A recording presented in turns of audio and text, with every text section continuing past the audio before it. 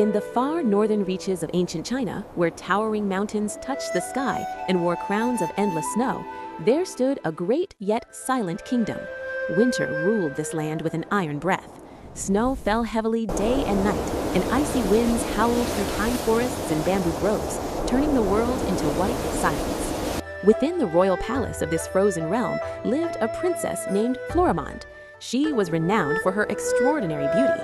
Her skin was pale as fresh snow, her eyes deep like frozen lakes, and her long black hair flowed like dark silk against a winter light. Yet behind her flawless appearance hid a deep and unspoken fear, the fear of marriage. Her father, the Mountain King, often spoke to her gently yet firmly. "My daughter," he said, "your marriage will bring strength and peace to our kingdom." But Florimond always refused. "If I marry," she replied coldly, "they will learn my secrets, and I will never allow that." As time passed, princes and kings from distant lands crossed frozen passes in deadly snowstorms to seek her hand. One by one, they arrived with gifts of silk, jade, and gold. But something strange began to happen. Any man who spent time alone with the princess disappeared without a trace. No blood, no struggle, only silence, like snow swallowing footprints.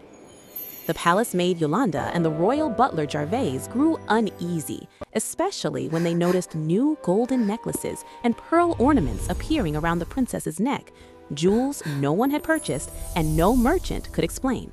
One storm-filled night, when snow fell so hard it erased the palace paths, Yolanda and Gervais followed the princess in secret.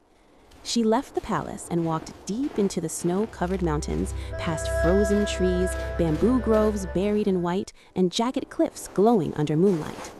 There, among swirling snow and ancient stone, a terrifying truth was revealed. Florimond spoke at last. "I am no longer what you believe me to be. I have become a witch."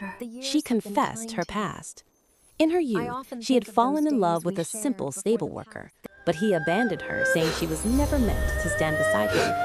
That night, as snow fell endlessly, her heart shattered. In her despair, she sought an old witch who lived hidden within the frozen mountains. The witch taught her dark magic, whispering, "If you wish to remain forever young and beautiful, you must steal what others value most." Using this magic, Florimond transformed the men who came to marry her into pearls of ice and light, trapping them inside her necklace. Their stolen youth fed her beauty. Their lost time kept her young. But this time, the snow could not hide the truth. With courage and resolve, Gervais confronted the princess during a brutal winter night. After a fierce struggle, he defeated her and sealed Florimond herself into the final pearl of the necklace, ensuring she could never harm anyone again. When the king learned what his daughter had become, his heart broke. With grief and shame, he ordered that all the princes and kings trapped within the pearls be freed and returned safely to their homelands. As dawn rose over the snowbound mountains, the storm slowly faded. Sunlight touched the peaks, and the frozen world breathed again.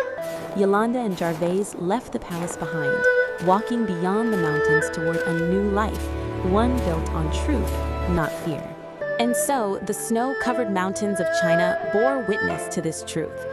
Fear of losing beauty, a wounded heart, and dark choices can lead even the brightest soul into shadow.